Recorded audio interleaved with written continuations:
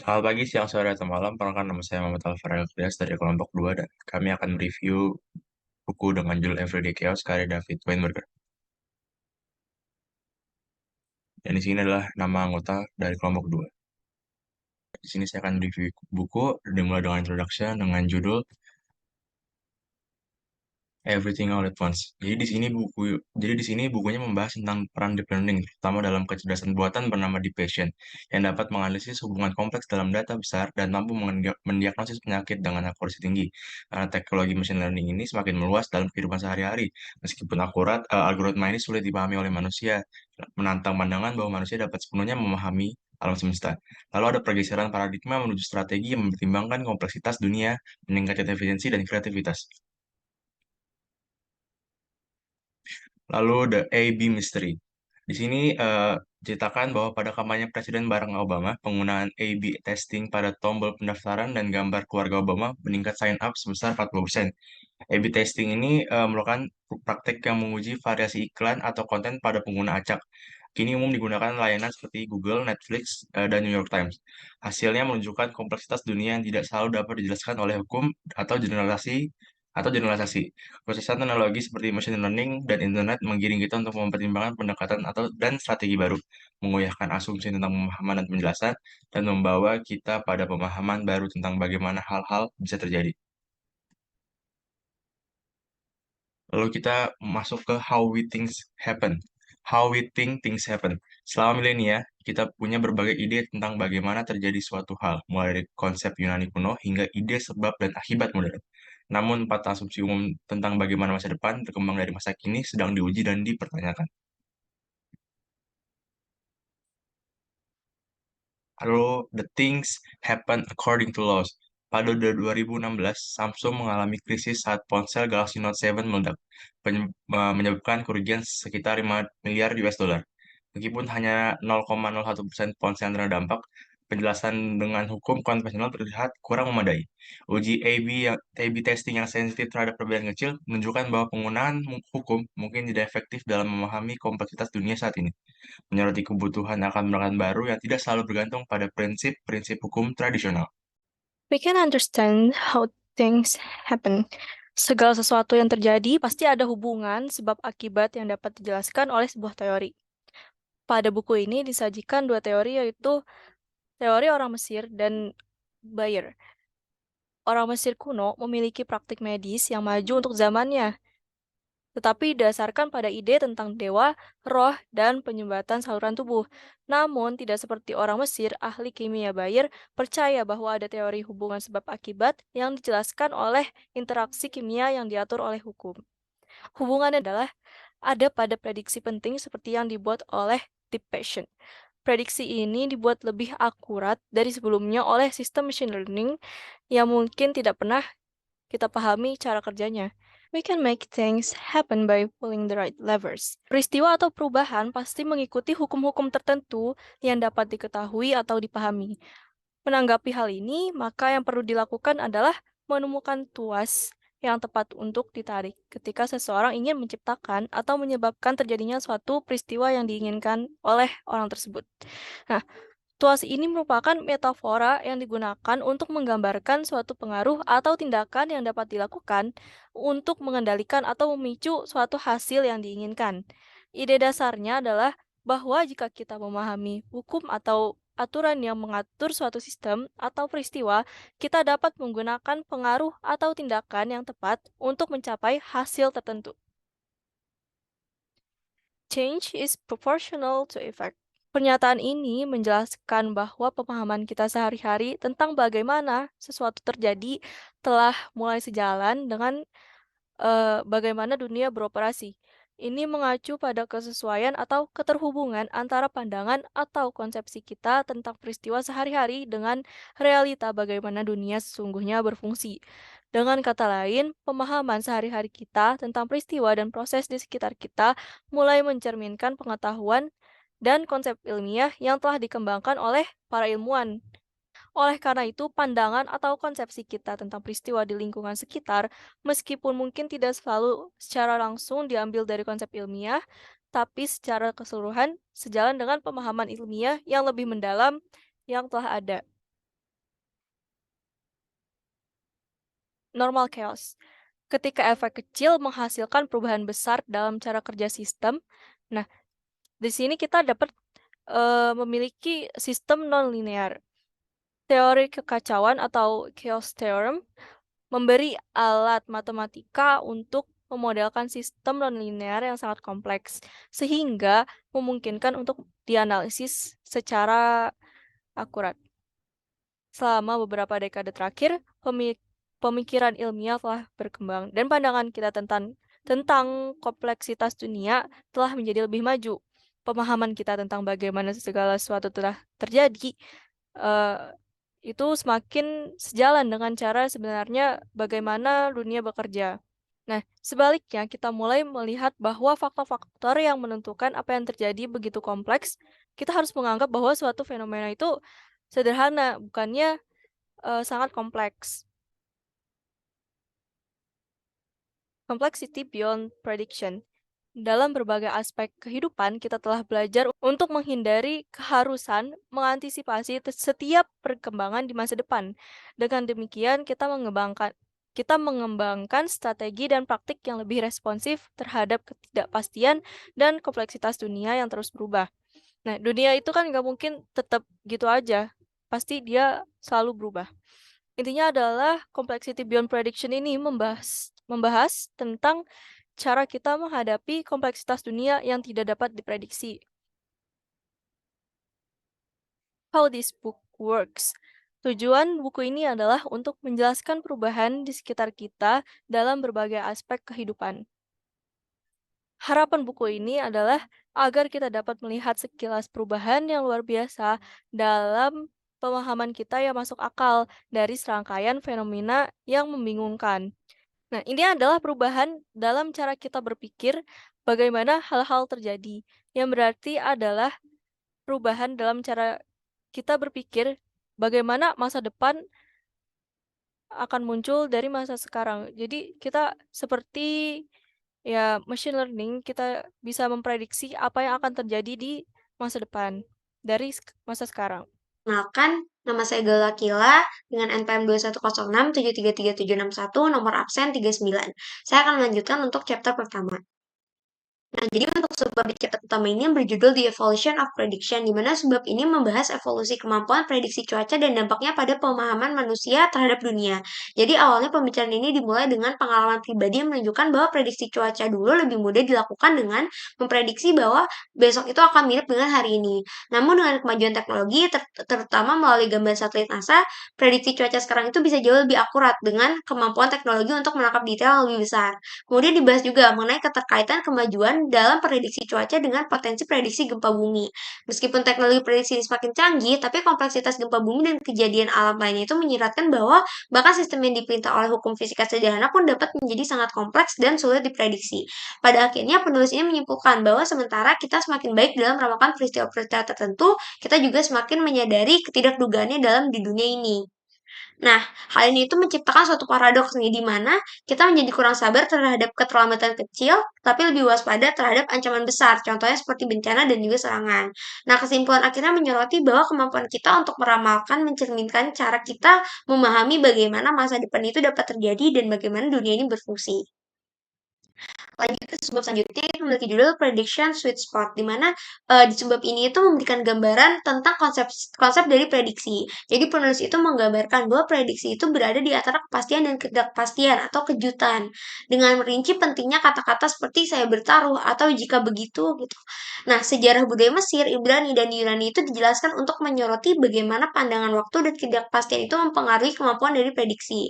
Nah, perkembangan ramalan cuaca modern itu dari model Jarnes hingga komputer itu digambarkan sebagai suatu langkah praktis dalam meningkatkan prediksi. Jadi penjelasan tentang bagaimana pandangan dunia itu bisa mempengaruhi metode prediksi seperti menggunakan hukum fisika atau analisis statistik itu memberikan suatu wawasan tentang keterkaitan antara pandangan dunia dan kemampuan prediksi. Jadi secara keseluruhan di subbab ini itu menggabungkan sejarah, budaya, dan juga ilmu pengetahuan untuk membahas kompleksitas dari prediksi itu tersebut.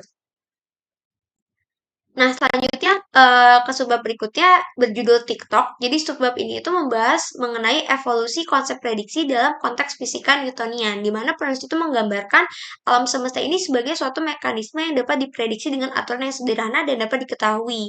Nah, menggambarkan metafora jam sebagai simbol suatu keagungan dan juga ketertiban. Nah, namun muncul teori Laplace mengenai Laplace's demon yang tahu segalanya memicu pertimbangan tentang ketidakpastian dan probabilitas dalam prediksi manusia. Jadi subbab ini sendiri itu menyoroti suatu transisi dari pandangan mekanistik Newtonian menuju kompleksitas yang dihadapi oleh konsep prediksi dalam ilmu pengetahuan. Pengenalan konsep probabilitas oleh Laplace ini sendiri menandai suatu pergeseran ke pemahaman bahwa kita sebagai manusia ini tidak dapat mengetahui segalanya dengan pasti.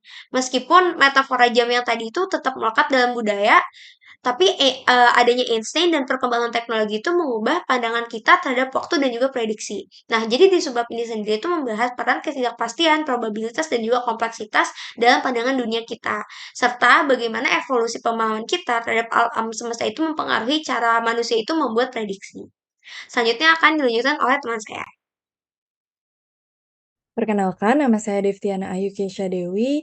Saya akan melanjutkan dari presentasi untuk subbab 1, A Summer of French Aristocrats. Jadi untuk subbab ini, itu tuh membahas mengenai Isaac Newton yang mengakui kontribusi si Edmund Halley pada buku dari yang berjudul Principia. Jadi buku ini tuh membahas tentang tata surya. Jadi si Halley atau editor dan juga penyandang dana buku tersebut percaya bahwa benda langit yang diamati pada tahun 1682 itu pernah diamati dan juga pernah muncul pada tahun 1607 dan juga 1531. Tapi si Newton itu awalnya menolak bantuan Halley dalam mengatasi si masalah 3 benda ini. Tapi Halley berhasil memprediksi jalur komet pada tahun 1758 dengan kecerdasan matematikanya.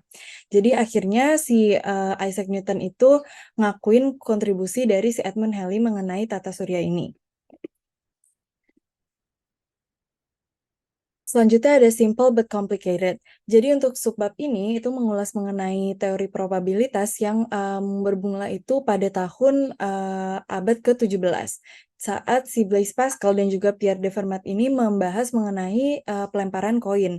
Puncaknya ini terdapat pada penerbitan buku pertama mengenai probabilitas oleh Christian Huygens pada tahun 1657.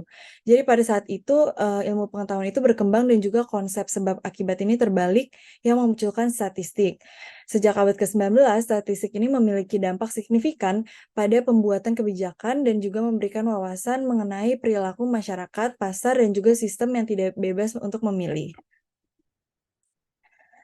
Selanjutnya ada simple but complex. Jadi untuk subbab ini mengulas mengenai awal era komputer yaitu pada tahun 1950-an. Jadi pandangan Newton sendiri mengenai alam semesta yang sepenuhnya itu diatur terbukti melalui program komputer. Karena komputer berarti kita langsung membahas mengenai data. Nah, pada tahun 1960-an itu terjadi kekhawatiran mengenai kelebihan informasi yang muncul karena si komputer ini dianggap sebagai ancaman menciptakan peraturan seragam dalam pemrosesan data. Nah, permainan kehidupan John Conway pada 1970 itu menunjukkan bahwa aturan sederhana dapat menghasilkan kompleksitas yang tidak terduga. Menyoroti bahwa alam semesta dengan aturan sederhana itu juga tidak selalu dapat diprediksi seperti jam. Meskipun kemajuan teknologi memungkinkan prediksi yang lebih akurat, kompleksitas yang tidak terbayangkan menyeratkan bahwa kita itu harus semakin sadar bahwa keterbatasan prediksi manusia ini dan juga perlu membuka mata terhadap kekompleksan yang melekat dalam kehidupan.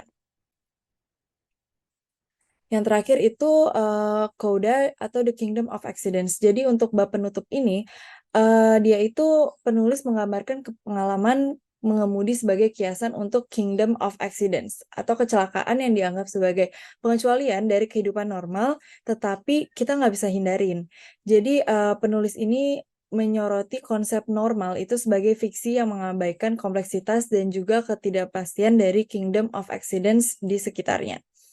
Jadi dengan menerima keadaan kerajaan kecelakaan atau Kingdom of Accidents, ini kita dapat membuka diri mengenai kejutan-kejutan yang ada terjadi di kehidupan kita dan juga belajar untuk mengakomodasi perubahan yang tidak terduga dan juga memperkaya pengalaman hidup kita.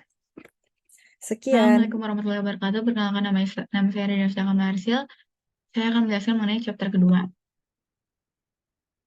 Pada subbab pertama yaitu inexplicable models, penulis mengulas mengenai model-model yang tidak dapat dijelaskan secara rinci. Sebagai contohnya itu penentuan jenis kelamin anak ayam atau yang disebut juga sebagai chicken sexing yang dikembangkan pada tahun 1920-an di Jepang, yaitu dengan cara menentukan jenis kelamin anak ayam dengan memeriksa bagian kloaka atau ujung sayap dari anak ayam tersebut. Meski memiliki tingkat akurasi yang tinggi, di mana contohnya itu mampu mengklasifikasikan hingga 1.200 anak ayam dengan tingkat akurasi mencapai 98%, para ahli tersebut tidak mampu memberikan penjelasan secara rinci mengenai bagaimana penentuan tersebut dapat dibuat. Sebab ini menjelaskan bahwa hal tersebut dapat diimplementasikan dalam machine learning, di mana komputer di training dengan diberikan banyak sampel atau banyak contoh yang telah diketahui hasilnya, sehingga komputer mampu membangun model sendiri tanpa memerlukan pemrograman model konseptual. Untuk sebab berikutnya itu working models, conceptual models. Sebab ini membahas mengenai perubahan paradigma dalam machine learning di mana mengambil pengenalan tulisan tangan sebagai contoh. Jadi pada pendekatan tradisional itu dilakukan dengan cara mentraining komputer dengan merincikan ciri-ciri geometris dari sebuah angka. Sedangkan untuk pendekatan machine learning sendiri itu dilakukan dengan cara memberikan contoh angka dalam tulisan tangan termasuk dengan yang melanggar aturan geometri sendiri untuk algoritma machine learning dapat menganalisis polanya dan membuat model sendiri. Pada sebab ini sudah diulas bagaimana terdapat kondisi di mana ketidakjelasan dari sebuah model dapat menjadi masalah besar, yaitu contohnya pada diagnosa penyakit maupun penentuan hukuman pada pengadilan. Sebab berikutnya yaitu models we can understand. Pada sebab ini secara khusus membahas mengenai ramalan cuaca yang seiring dengan perkembangan zaman dan perkembangan teknologi berubah. Itu pada pendekatan tradisional, ramalan cuaca itu dilakukan dengan bergantung pada data statistik dengan asumsi bahwa pola pada masa lalu akan terulang pada masa depan. Sedangkan untuk pendekatan pada masa modern ini, ramalan cuaca ini telah melibatkan ratusan variabel dan komputasi yang lebih kompleks. Kemudian, meskipun begitu, penulis juga menekankan bahwa memahami dan meramalkan sistem yang kompleks seperti cuaca ini masih menjadi tantangan besar, karena banyaknya faktor yang mempengaruhi hasil dari prediksi. Kemudian penulis menyebutkan bahwa terdapat dua pendekatan utama dalam meramalkan sistem yang kompleks, yaitu dengan menggunakan data statistik seperti yang tradisional tadi, atau menggunakan model matematis dan menjelaskan hubungan antar variabel seperti yang dilakukan pada masa modern sekarang. Meskipun begitu, keduanya memiliki kekurangan dan resikonya masing-masing. Sebab berikutnya membahas mengenai contoh-contoh model, yaitu pertama ada spreadsheet yang digunakan untuk merepresentasikan model konseptual dengan formula dan data kuantitatif yang dapat memberikan gambaran tentang dampak keputusan yang mempengaruhi perusahaan. Pada spreadsheet ini mampu memberikan kebebasan eksplorasi sehingga pengguna dapat bereksperimen untuk melihat dampak potensial yang ada, yang mana hal ini tidak ditemukan pada pendekatan tradisional.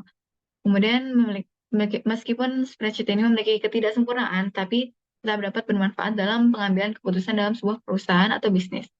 Kemudian ada armillary yang merupakan sebuah rangkaian cincin roda gigi yang diciptakan sebagai representasi posisi benda langit di langit bumi pada setiap malam.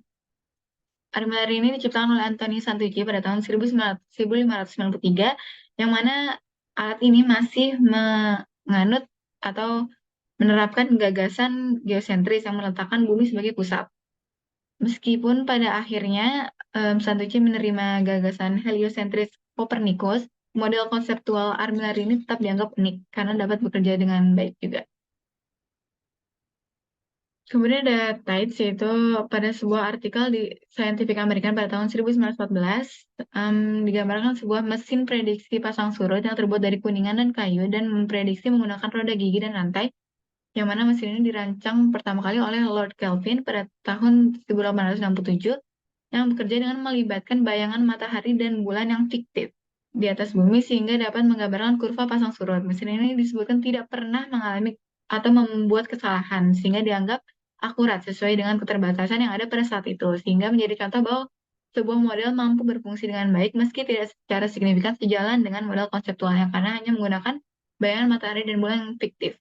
Kemudian pada bagian berikutnya itu dijelaskan mengenai dua model. Yang pertama model lembah Sungai Mississippi yang dibangun oleh Korps Insinyur Angkatan Darat Amerika Serikat pada tahun 1943 dengan mencakup 200 akre yang digunakan untuk menjalankan simulasi untuk menentukan dampak potensial banjir pada kota-kota sepanjang lembah sungai. Model ini dianggap berhasil dalam mencegah kerusakan sekitar $65 juta akibat banjir di Omaha pada tahun 1952.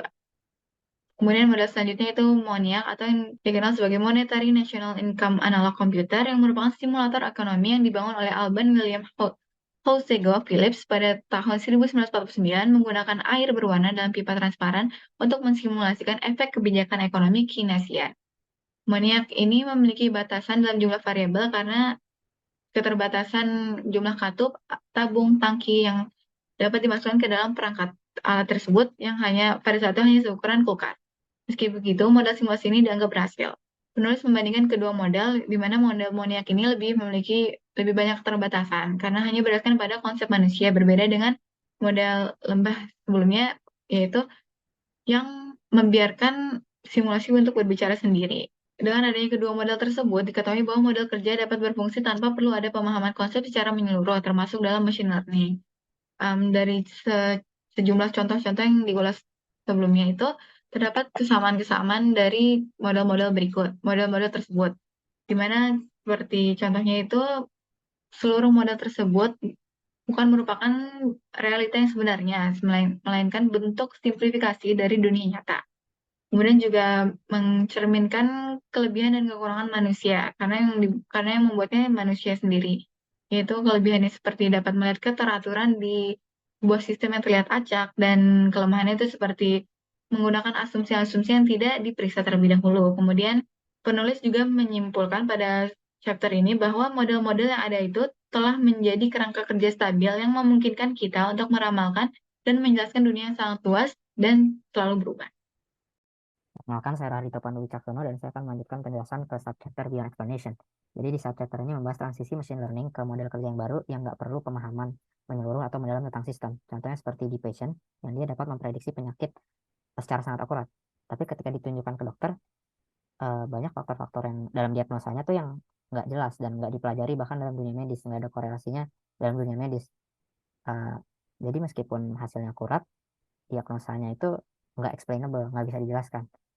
Dibandingkan dengan Big Four, yang mana dia algoritma yang bisa menganalisa peristiwa dari berita dan laporan, dia relevan juga, akurat juga, tapi dapat dipahami karena dia dibuat langsung fitur-fiturnya oleh manusia.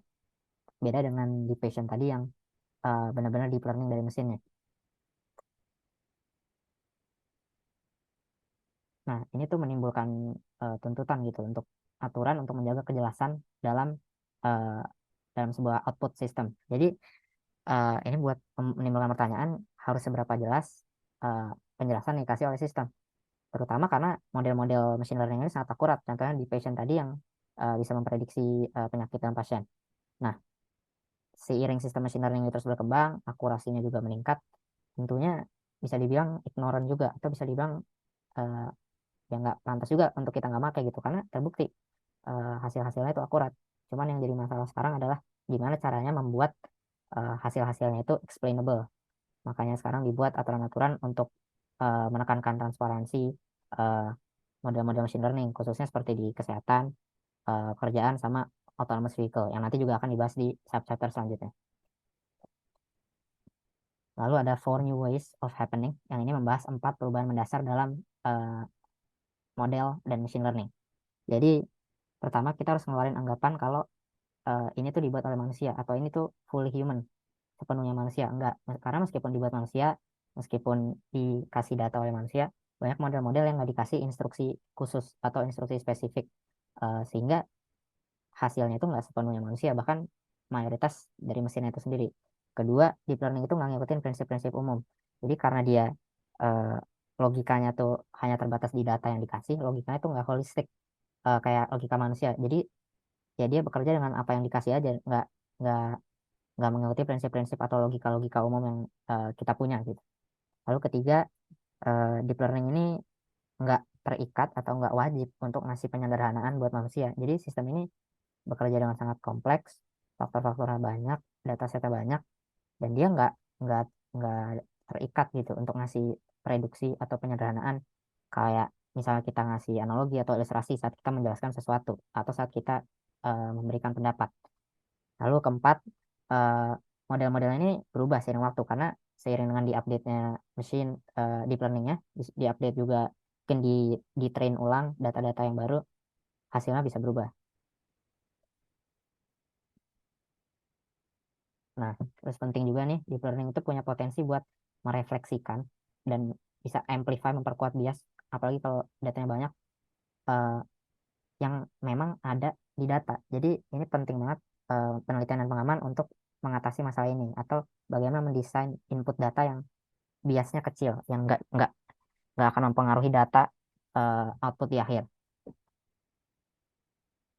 Jadi di sini juga masalahnya masih sama, machine learning itu nggak selalu dapat dijelasin dengan mudah kepada manusia dan empat hal tadi harus diperhitungkan juga dalam model machine learning.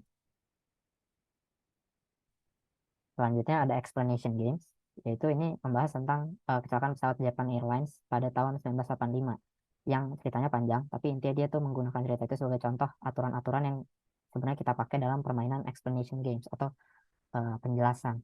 Karena kan di dunia asli kita sering dituntut memberi kejelasan, kita juga sering menuntut kejelasan. Dan hal ini sama berlaku bagi deep learning.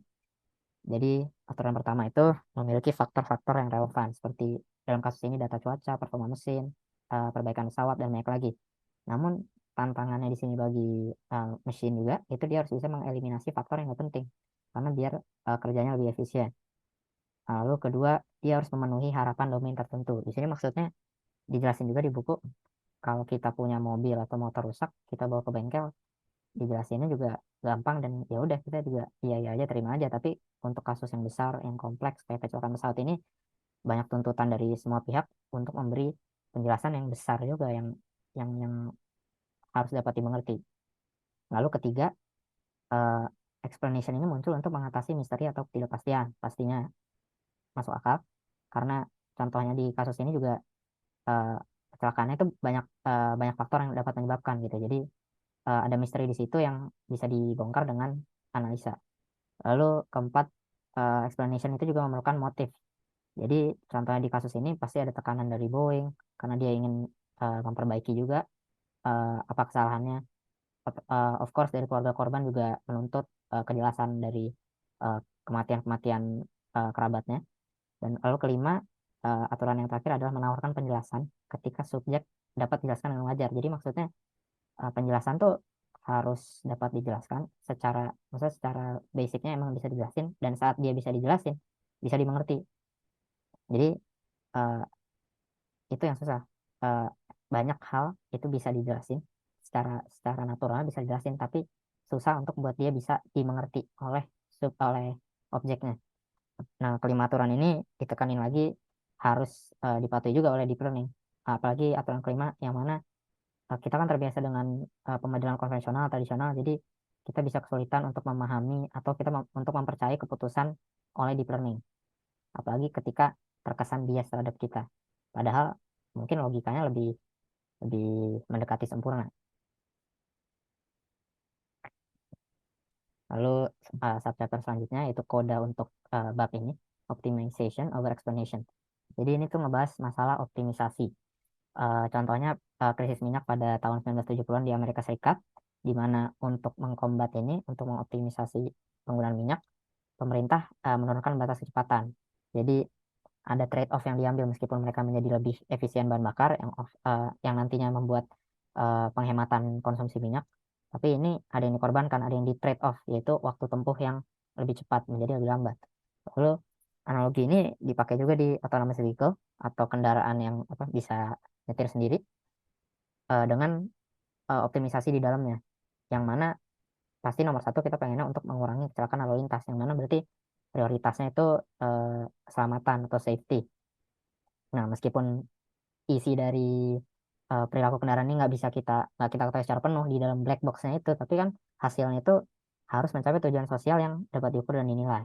Makanya timbul regulasi dan prioritas optimasi yang harus juga melibatkan semua pihak, nggak hanya produsen atau regulator. Mungkin konsumen semuanya juga harus terlibat. Lalu ya debat ini terus berjalan, kayak pas pertama autonomous vehicle kan banyak juga concern tentang keselamatannya, tapi pelan-pelan sekarang emang udah mulai diterapkan, khususnya di luar negeri. Tapi ya memang sulit karena ini tuh melibatkan banyak trade-off seperti pengurangan cedera, dampak lingkungan, waktu tempuh, dan kenyamanan penumpang yang tentunya perusahaan produsen juga nggak mau rugi, tapi uh, di sisi yang sama konsumen juga nggak mau rugi, semua orang mau untung, semua orang mau uh, semua fitur-fitur ini yang terbaik, tapi kan kenyataannya nggak bisa, harus ada yang di trade-off. Makanya problem optimisasi ini sangat penting.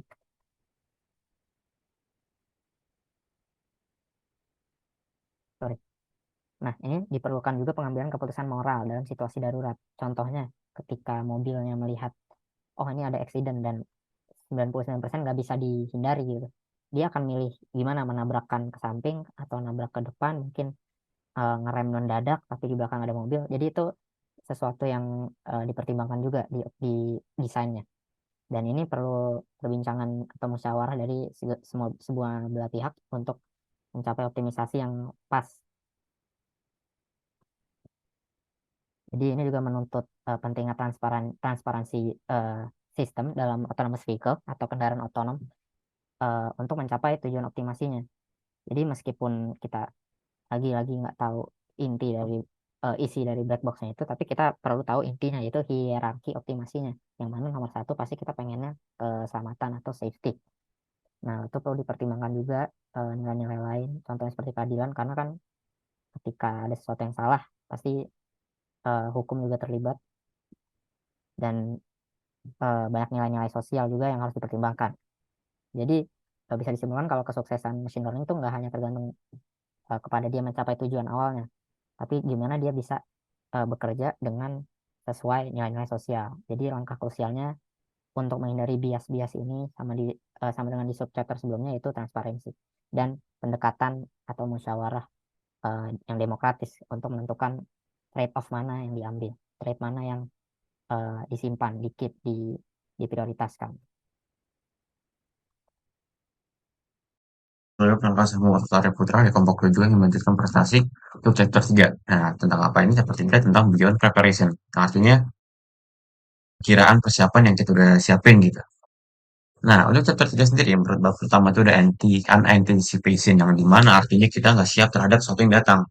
Jadi, maksudnya apa? Karena ini terkadang yang unik yang manusia telah lama menyadari bahwa kita itu di dunia ini banyak banget apa yang bisa terjadi gitu. Kayak misalnya jadi kejadian A, bisa jadi kejadian B, atau kan minggu depan tiba-tiba ada kejadian C, kan kita nggak tahu ya. Nah, oleh karena itu, dalam buku ini ditentukan bahwa manusia telah menyadari bahwa dunia ini tuh terlalu besar isinya, kemungkinan terjadi perubahan terlalu besar, dan tidak dapat dikendalikan. Namun, selama ini, mereka percaya gitu, kita selama ini percaya bahwa ada sesuatu yang bisa diambil dari semua ketidakjelasan ini menjadi sebuah yang menjadi perkiraan. Misal, oh tiba-tiba nilai jelek, oh tiba-tiba kok ini nggak diambil lagi produknya, berarti kita bisa menentukan bahwa ordernya ke depannya kira-kira bakal bangkrut gitu. Jadi di semua in chaos we have something that we can order untuk anticipation ini. Nah, dengan penjualan teknologi dan pengalaman, banyak banget otomatis banyak pengetahuan yang tinggi, semakin banyak pengembangan ke depannya, akan banyak juga pergeseran pola berpikir dari manusia tersebut.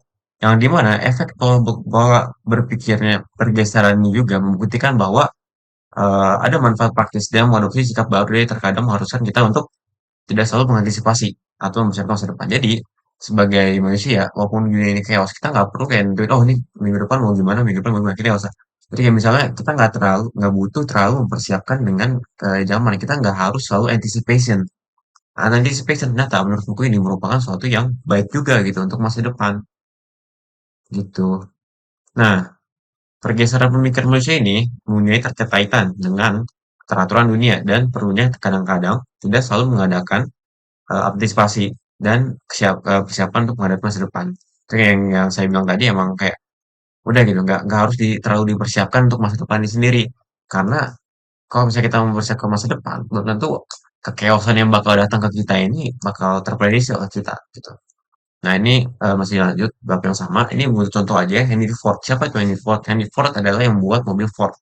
Yang dimana mobil ini tuh terkenal banget gitu di luar gitu. Sangat bagus bahkan 11-12 sama yang terkenal sekarang tuh namanya Ferrari. Gitu. Nah Henry Ford ini dia dalam 19 tahun itu modelnya sama. Model mobilnya sama Henry Ford. Nah, ini adalah contoh bahwa dia nggak mikirin gitu. Oh, mobil yang lagi tren kayak gini, kedepannya kayak mobil yang tren kayak gini, dia nggak mikirin. Ini anticipation, dia nggak peduli, dia mau desain dia yang sama selama 19 tahun. But it work. Tapi itu bisa gitu, bekerja. Nah, ini salah satu contoh anticipation ya dalam kehidupan nyata gitu. Nah, karena misalnya kita mau mempersiapkan sesuatu terlalu banyak nih kayak yang di bawah ini. Kita mempersiapkan suatu persiapan yang terlalu banyak. Nah, ini dapat membuat banyak sekali diperlukan biaya gitu, diperlukan waktu, diperlukan semuanya untuk menciptakan persiapan ini. Namun kita sendiri nggak tahu bahwa apakah persiapan ini bakal bekerja gitu. Kayak misalnya contoh serbaguna Wager 1999 Swiss Army Knife itu yang kecil ini, yang terlalu besar dan sulit digunakan gitu. Kekurangannya itu persiapan juga potensi berbahaya. Seperti kita tidak menghadapi situasi yang tidak sesuai dengan persiapan kita gitu. Nah, ini untuk contoh buat persiapan Swiss Army Knife awalnya kan dibuat buat eh, oh ini bisa serbaguna gitu, bisa buat apa aja di bawah juga bisa gitu. Tapi sebenarnya ini kan berat ya dan nggak cocok digunakan gitu. Jadi kayak awalnya mau antisipasi malah nggak reliable gitu contohnya. Nah, ini ada minimum viable anticipation. Jadi kira-kira antisipasi yang seminim mungkin yang bisa terjadi itu seperti apa? Gitu. Nah, ini ada cerita unik dari perangkat lunak AMVU 2004 yang melalui pendekatan menggunakan praktik umum dengan mengembangkan produk. Maksudnya gimana?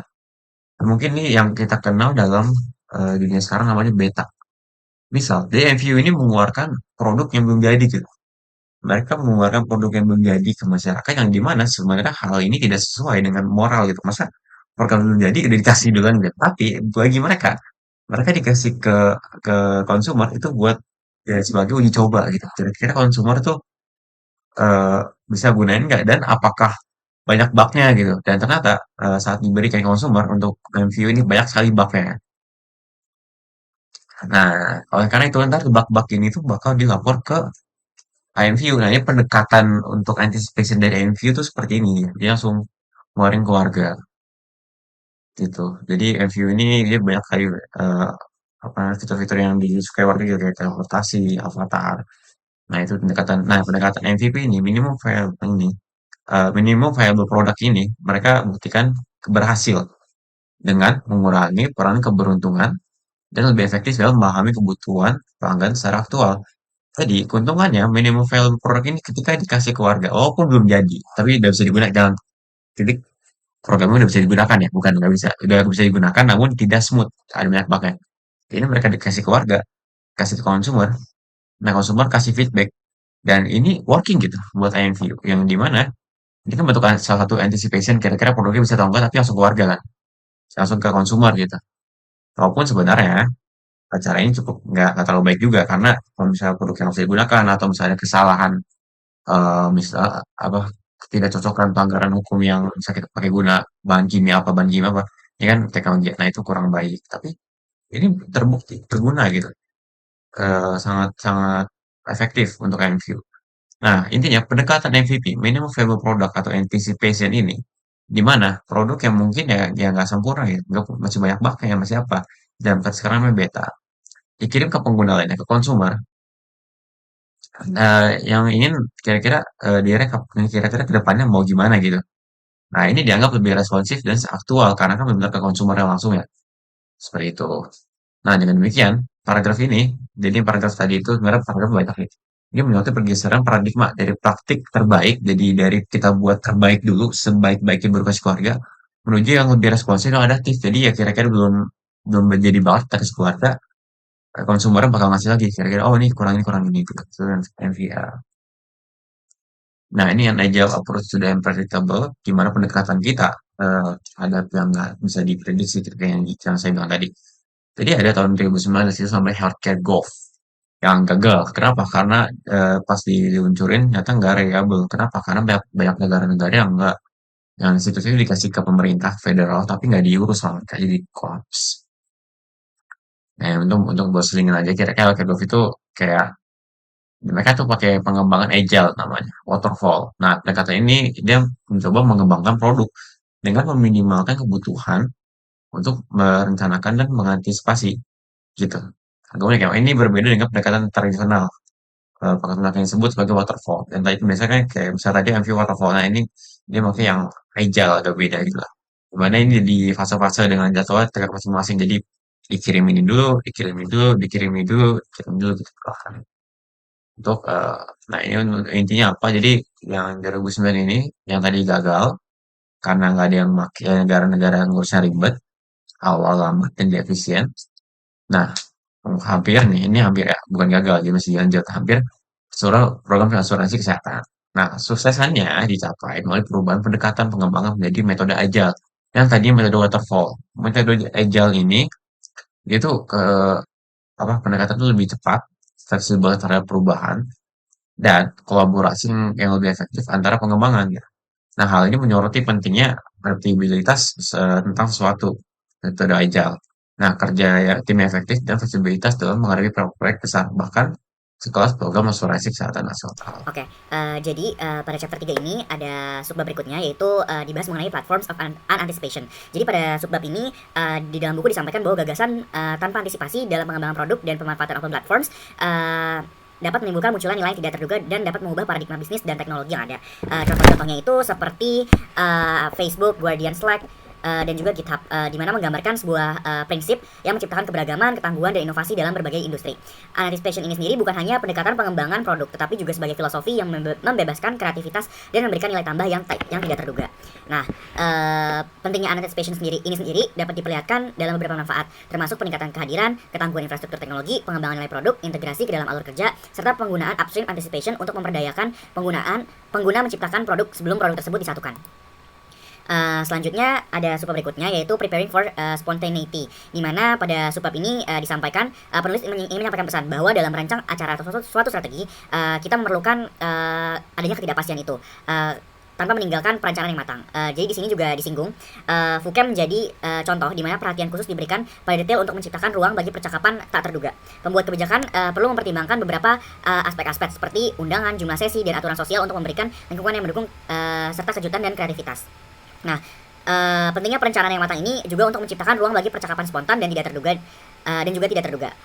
Di sini juga disampaikan Winge mengingat banyak perbincangan yang terjadi di dalam organisasi O'Reilly, seperti pemilihan undangan, jumlah sesi simultan, dan juga pengaturan area diskusi seperti itu. Nah, di subbab berikutnya ada the platform for platforms for unanticipation. Jadi pada subbab ini penulis tuh menyampaikan pesan juga bahwa pergeseran bisnis dari push ke pull itu sedang terjadi, dan keberhasilan internet sebagai suatu platform terbuka adalah contoh kekuatan ketidakdugaannya ini sendiri. Sistem yang tidak mencoba mengantisipasi semua kebutuhan pengguna, melainkan memberikan alat untuk memungkinkan pengguna berkontribusi serta menciptakan lebih banyak kemungkinan dan inovasi. Jadi tuh pengguna bisa lebih berinovasi dengan adanya perkembangan ini. Pengembangan internet tentunya jika tidak ada antisipasi memungkinkan menjadi alat untuk berbagai keperluan, dari membaca penelitian. Jadi pengguna internet ini nanti bisa jadi buat membaca penelitian hingga mengontrol perangkat rumah tangga, yang kayak sekarang tuh udah terjadi ya, di mana internet ini udah bisa mengontrol rumah kita jadi smart home, dan juga udah bisa sebagai pengambilan keputusan. Seperti saat ini udah ada OpenAI dan juga ada BART, di mana kita bisa nanya all of things di situ gitu. Nah, terakhir pada subbab ini ada koda yang berisikan libraries of anticipation. Jadi pada bagian ini tuh dibahas mengenai pergeseran dari metode eksplorasi browsing ke metode pencarian. Jadi kalau misalkan dulu itu biasanya ada di perpustakaan dan sebagainya. Nah, kalau sekarang ini semakin berkembangnya suatu teknologi, jadi sekarang tuh orang-orang udah lebih pakai metode pencarian atau searching di internet. Dengan contoh perubahan yang signifikan itu terjadi pertama kali pada tahun 1995 di mana Yahoo mulai digunakan. Jadi pencarian itu lebih spesifik, sementara eksplorasi lebih terbuka, dan keberhasilan Google menunjukkan dominasi metode pencarian. Jadi sekarang udah orang-orang tuh udah mulai lebih milih buat menggunakan Google instead of cari di library. Selain itu, pada bagian ini juga dibahas mengenai peran perpustakaan sebagai tempat yang bersiap lebih dari yang diperlukan, karena tidak dapat dipungkiri di perpustakaan itu ilmu lebih banyak dibanding kalau kita cari di internet. Jadi bagaimanapun juga masih banyak ilmu-ilmu yang sebenarnya bisa didapetin kalau misalkan kita ke perpustakaan instead of kita nyari internet, karena somehow beberapa informasi-informasi di internet juga nggak begitu valid dan masih harus dicari kebenarannya. Tapi kalau misalkan di buku beberapa dari mereka tuh udah cukup valid lah. Jadi itu untuk chapter 3 ini mungkin boleh dilanjutkan. Terima kasih. Assalamualaikum warahmatullahi wabarakatuh. Perkenalkan, nama saya Sita Permes Yasmin. Di sini saya akan menjelaskan mulai chapter 4 yaitu interoperability. Nah, jadi yang pertama ini latar belakangnya itu, jadi dengan interoperability ini didasarkan dengan laju perubahan yang internet yang jauh lebih cepat jika dibandingkan dengan perubahan dunia nyata. Jadi dapat memberikan pengalaman yang terus-menerus dan juga tidak dapat diprediksi. Lalu selanjutnya ada plug-in plug. Maksudnya apa? Jadi di sini saya menjelaskan mengenai apa itu interoperabilitas. Jadi interoperabilitas adalah kemampuan untuk menggunakan elemen yang dirancang atau satu sistem dengan sistem lain yang mungkin belum pernah kita dengar atau diprediksi sebelumnya. Jadi sistemnya untuk interoperabilitas ini sama seperti kita ibaratkan dengan Lego. Jadi kan dia saling melengkapi sama lain dalam sistem. Jadi untuk interoperability di sini itu dia itu memiliki slide deck demi slide deck dengan konsep interoperabilitas yang dapat dikenalkan untuk melengkapi sama lainnya gitu. Lanjutnya ada useful unpredictability of standard, maksudnya. Jadi di suatu website kolaborasi antara Google, Bing, Yahoo, dan juga Yandex dapat namanya schema.org. Nah, jadi dalam situ terdapat kosakata tag yang merupakan suatu kosakata untuk meningkatkan interoperabilitas. Jadi di situ dia memungkinkan aplikasi web untuk menemukan dan menggunakan informasi di halaman web serupa dengan mesin pencari atau search engine. Lalu ada interoperability is the new causality, maksudnya interaksi antara jarak objek dan interaksinya dalam dunia material itu dikenal sebagai kausalitas. Namun teknologi sekarang ini mengarahkan kita untuk memandang suatu kausalitas itu hanya sebagai jenis interoperabilitas saja. Tapi kenyataannya teknologi ini mampu membantu kita untuk memahami bahwa kausalitas itu hanyalah salah satu cara dalam berinteraksi. Lalu ada working across time, maksudnya sistem yang dapat dioperasikan memungkinkan pengguna untuk memutuskan aturan, keterlibatan, dan juga pelepasannya. Jadi dia memungkinkan dunia yang lebih fleksibel dan juga saling terhubung sama lain. Lalu ada action at any distance, maksudnya di dunia kita yang baru ini atau di dunia teknologi ini, interoperabilitas ini mampu menghubungkan objek-objek dalam segala jarak atau tidak terbatas jarak. Lalu ada response out of proportion, maksudnya jadi interoperabilitas ini mampu memungkinkan lebih banyak bagian untuk saling interaksi sama lainnya. Jadi hal ini mampu menghasilkan pemahaman yang lebih seimbang antara bagaimana segala terjadi. Lalu ada everything is like everything, maksudnya di dunia sekarang ini dia berbeda dengan dunia kausal karena adanya interaksi antara berbagai hal serta memiliki aturan beda-beda dan juga kemampuan untuk membuat aturan baru. Jadi karena dari adanya kurang proporsionalitas ini segala sesuatunya memberikan efek terhadap segala sesuatu.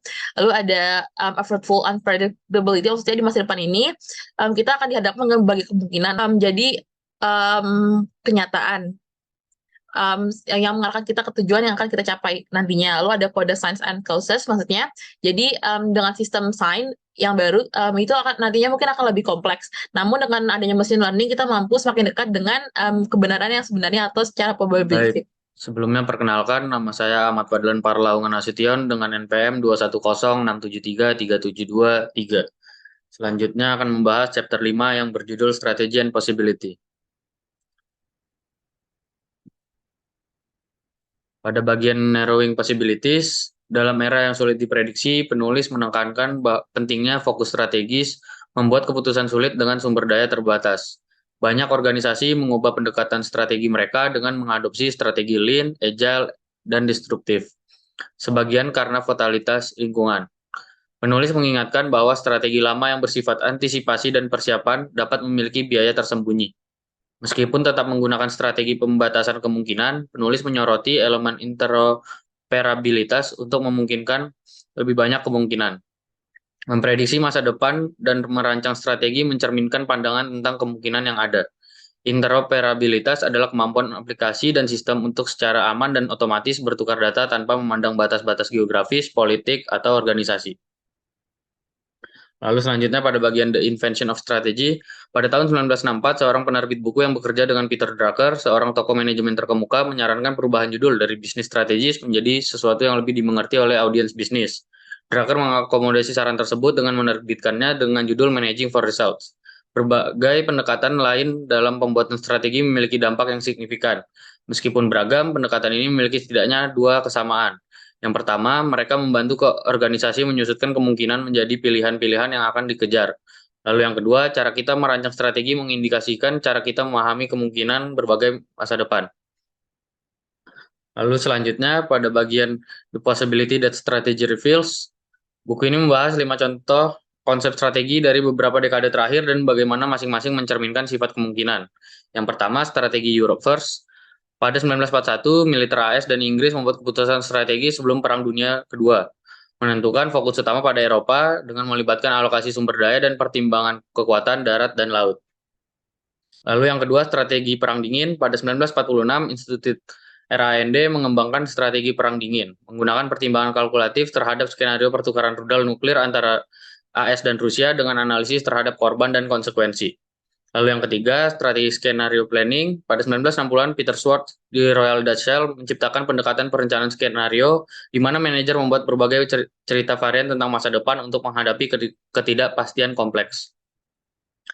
Lalu untuk strategi yang keempat, strategi Transient Advantage. Pada 2013, Rita Gunter McGrath menyoroti pendekatan strategi rekonfigurasi terus-menerus, menekankan bahwa keunggulan kompetitif tidak lagi dapat diandalkan dan perusahaan harus siap untuk terus mengubah strategi mereka.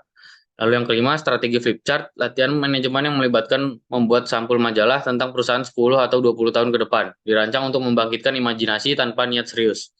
Dengan mempertimbangkan kelima contoh ini sebagai studi kasus, kita dapat melihat bagaimana strategi mencerminkan persepsi terhadap sifat kemungkinan dan memberikan gambaran tentang cara kita memikirkan kemungkinan, khususnya dalam konteks interoperabilitas. Lalu selanjutnya pada bagian strategis wide open, buku ini menyatakan bahwa strategi memandu pengambilan keputusan dengan menentukan fokus organisasi atau perusahaan, mengidentifikasi kemungkinan, dan memilih tujuan yang ingin dicapai. Namun, beberapa organisasi atau perusahaan kini melihat strategi tidak hanya sebagai pembatasan, tetapi juga sebagai cara untuk beroperasi secara lebih terbuka dalam dunia yang interoperable. Berikutnya disebutkan contoh perusahaan yang mengubah pandangan mereka terhadap perencanaan strategis dan kemungkinan dalam konteks dunia yang semakin kompleks. Contoh perusahaan tersebut yaitu Drupal, Tesla, dan Google. Yang pertama ada Drupal. Dalam presentasinya, Dries Buytaert, pendiri dan pemimpin proyek Drupal, membahas strategi Drupal sebagai sistem manajemen konten open source. Dikembangkan oleh ribuan sukarelawan, dan Buytaert melihat pendekatan terbuka ini sebagai fitur positif, di mana memungkinkan pengembangan yang tidak terduga. Contohnya, Drupal digunakan untuk berbagai tujuan, dari kampanye politik hingga situs self-service wajib pajak Australia. Buytaert meyakini bahwa memaksakan strategi tertentu akan membatasi kemungkinan Drupal, sehingga ia memberikan kebebasan kepada pengembang untuk mengejar tujuan mereka sendiri. Contoh konkret adalah pengembangan fitur galeri gambar, di mana Buytaert menekankan pentingnya diversitas dalam ekosistem Drupal untuk meningkatkan nilai bagi pengguna. Meskipun membangun dan memelihara komunitas online tidak mudah, Buytaert melihat nilai strategis dalam meningkatkan nilai Drupal melalui pendekatan ini, di mana ia mencoba untuk tidak menghalangi potensi kreativitas dan inovasi komunitas. Lalu yang kedua, Tesla. CEO Tesla, Elon Musk, membuat keputusan untuk mengopen source lebih dari 100 paten Tesla pada 12 Juni 2014, dengan menyatakan bahwa langkah tersebut akan mempercepat kemajuan transportasi berkelanjutan dan mendorong perkembangan kendaraan listrik. Tesla membangun lingkungan open source untuk teknologi patennya. Meskipun Tesla masih mengajukan paten, perusahaan berkomitmen untuk tidak menuntut perusahaan lain yang menggunakan teknologinya. Langkah ini dianggap sebagai tindakan simbolis dengan tujuan strategis, yaitu memperkuat posisi Tesla di pasar kendaraan listrik dan membantu memajukan infrastruktur yang mendukung mobil listrik. Lalu yang terakhir, Google, di mana Google mengadopsi pendekatan serupa dengan membuka sumber perangkat lunak machine learning-nya, yaitu TensorFlow pada tahun 2015. Meskipun machine learning menjadi kunci bagi banyak aspek layanan Google, keputusan ini diambil untuk memperluas dan memperbaiki TensorFlow melalui kontribusi komunitas. Pendekatan ini memungkinkan Google memahami kebutuhan pengguna dan membuat TensorFlow menjadi standar de facto, memastikan interoperabilitas dengan produk di luar kendali Google. Meskipun resiko dan kerugian hadir dalam membuka sumber perangkat lunak atau paten, pendekatan ini menciptakan tekanan persaingan dan mempercepat perkembangan industri. Mereka memilih untuk merangkul ketidakpastian ini daripada melawannya. Pendekatan ini dianggap memberikan manfaat jangka panjang dan memperkuat posisi perusahaan di pasar yang semakin kompleks. Selanjutnya akan dilanjutkan oleh teman saya.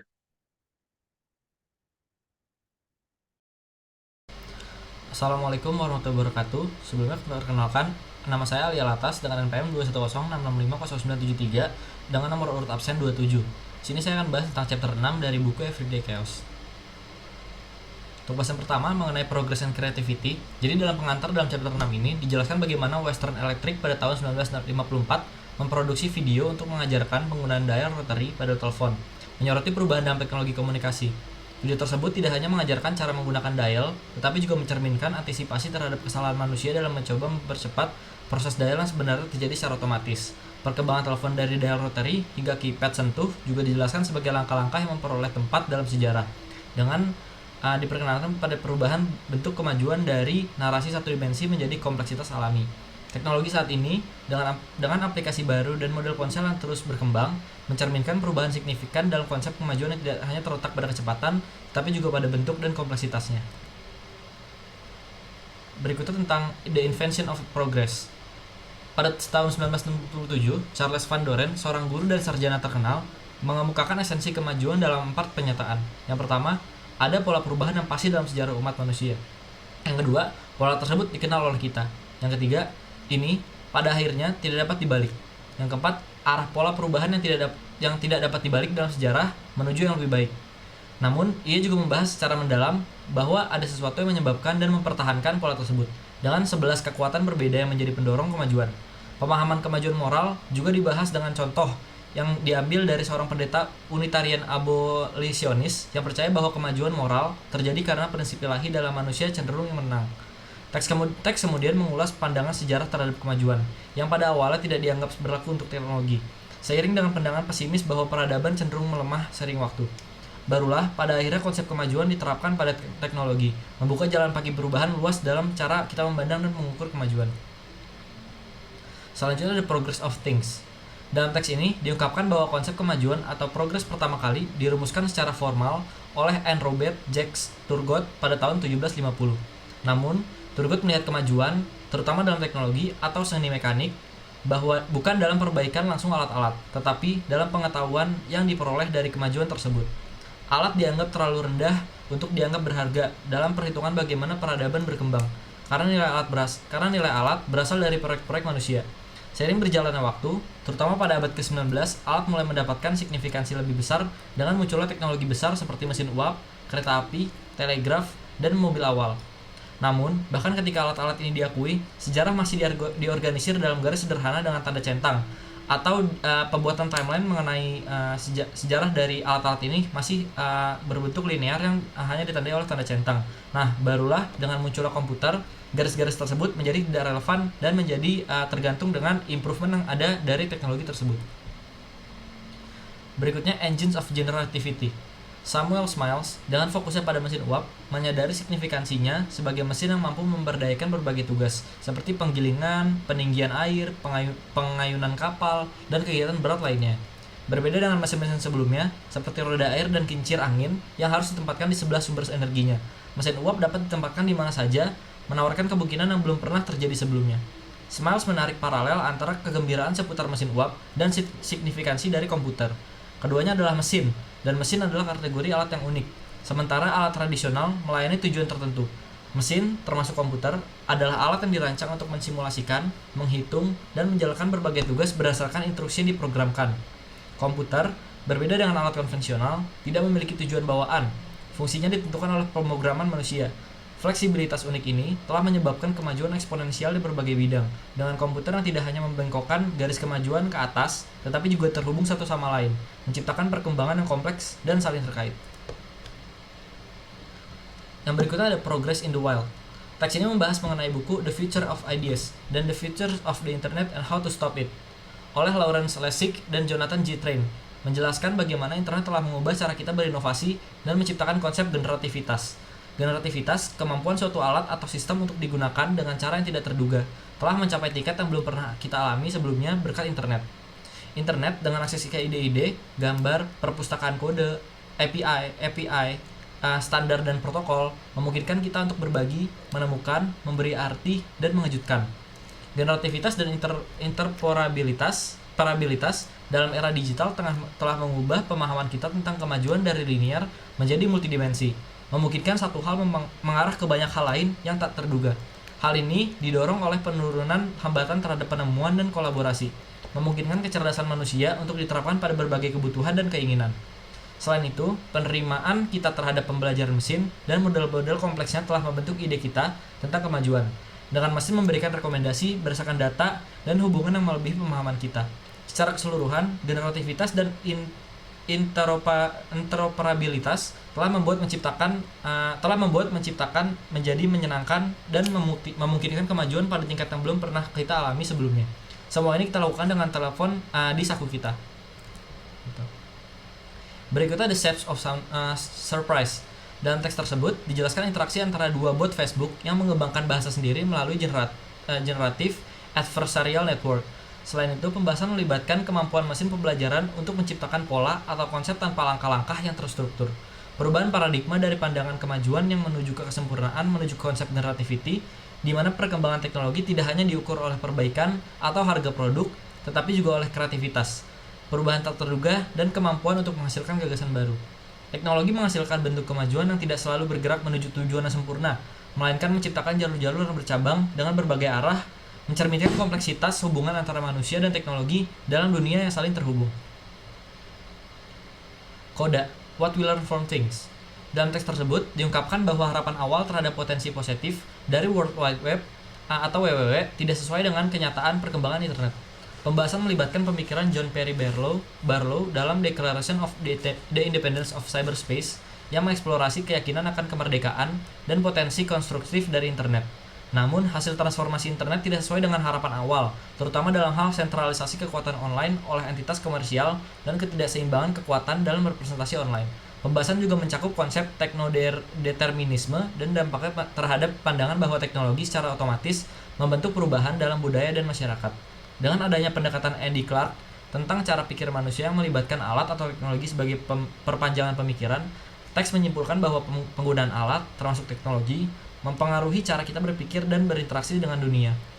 Terakhir, teks mengangkat isu terkait kemajuan mesin pembelajaran dan bagaimana hal itu mengubah pandangan kita terhadap perjanjian kuno bahwa pikiran manusia unik dalam memahami alam semesta, menyoroti kompleksitas hubungan antara manusia dan teknologi. Selanjutnya ialah chapter 7 akan dijelaskan oleh saya, Zura, dengan absen 53. Chapter ini berjudul Make More Meaning, di mana penggunaan internet dan pembelajaran mesin membuat kita mengubah cara pandang terhadap bagaimana sesuatu terjadi. Saat alat-alat kita semakin mampu untuk memudahkan hal saat kita seperti debu, kita lebih terbuka menerima kompleksitas luar biasa dari dunia ini. Pada bagian ini merupakan bentuk usaha untuk melacak beberapa cara di mana penerimaan kita terhadap kompleksitas meskipun membingungkan pemahaman kita. Memungkinkan kita untuk menemukan lebih banyak dari apa yang pemimpin kita tuju, yaitu sebuah rasa makna. Selanjutnya adalah Levers Without Explanation, di mana pada tahun 2008, Chris Anderson dari Web mengatakan bahwa teori ilmiah sudah usang menyebabkan perdebatan, sementara beberapa ilmuwan menggunakan big data untuk menemukan pola tanpa teori, ada juga tidak setuju. Terkait motivasi manusia, konsep nudge oleh Taylor yang berfokus pada mempengaruhi perilaku tanpa penjelasan sedang populer di bisnis dan pemerintahan. Nah, pada saat ini kita lebih berfokus pada pengaruh non-rasional berlaku, tapi sebenarnya teori itu juga penting di mana jika bisa mengubah perilaku tanpa menunggu teori lebih dahulu. Selanjutnya ialah unlevered, di mana bagiannya membandingkan pendekatan tradisional menggunakan levers dengan pendekatan modern yang menggunakan gravity atau daya tarik massa, menyoroti perbedaan antara School House Rock yang menjelaskan levers dalam pemerintahan dan gerakan Occupy menolak konsep ini, yang menegaskan bahwa levers cenderung memberikan pengaruh langsung dan kaku, sementara gravity mempengaruhi perubahan dengan cara yang lebih kompleks melalui pengaruh massa yang terus berkembang. Selanjutnya ada stories, di sini ada beberapa, yaitu ada Pace of Information Flow, Presentism Impatience, Rise of Long Narratives, Close versus Open Worlds. Selanjutnya ada Expectation Disruption, Complexity of Career and Life, dan Storytelling and Future Understanding. Dimana pada bagian terakhir yaitu Storytelling dan Future Understanding, cerita adalah hal penting namun tidak sepenuhnya memadai untuk memahami masa depan. Kita perlu memahami bahwa cerita adalah bagian yang terpenting dari gambaran yang besar, tidaklah bijaksana jika kita memahami cerita adalah sebagai kebenaran yang mutlak. Selanjutnya itu ada morality, di mana bagian ini membahas perubahan paradigma moralitas dari pemikiran yang berpusat pada prinsip-prinsip yang mengatur line of thought ke arah yang lebih menekankan pada konsekuensi dan penilaian berdasarkan utilitarianisme. Dalam teks ini ada perdebatan antara moral berbasis prinsip dan utilitarisme dengan penekanan pada bagaimana AI mempengaruhi konsepsi dan aplikasi nilai-nilai moral dalam keputusan. Selanjutnya, mulai dari diskusi tentang konsep tanah harus yang ideal dan prinsip-prinsip moral tradisional hingga pergeseran ke arah evaluasi yang berdasarkan konsekuensi dan efeknya.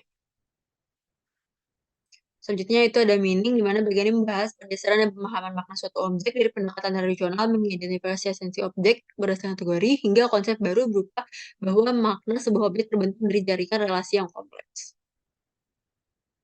Selanjutnya adalah the future, di mana teks ini menyoroti pergeseran pemahaman kita tentang masa depan dari pendekatan terstruktur menuju kompleksitas yang tidak terduga, terutama dengan muncul alat-alat baru yang mengukur kebenaran dalam probabilitas dan kaitan yang kompleks.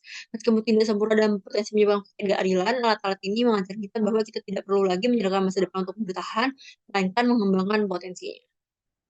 Cukup sekian presentasi dari kami, kurang lebihnya mohon maaf. Assalamualaikum warahmatullahi wabarakatuh.